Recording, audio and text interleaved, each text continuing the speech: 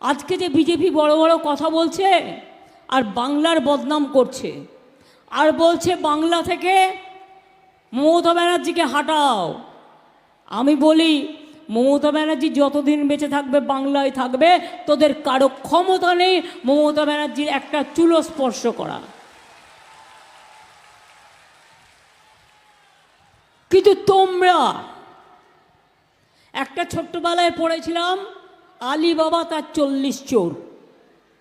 BJP পার্টির দুজন নেতা আর সবাই ক্রেতা। দুজন নেতা, একজনের নাম মধুবাবু আর একজনের নাম বিধুবাবু। আজকে সারা দেশটাকে লুট করে দিয়েছে। এ কথা আমি বললে দোষ হবে তো?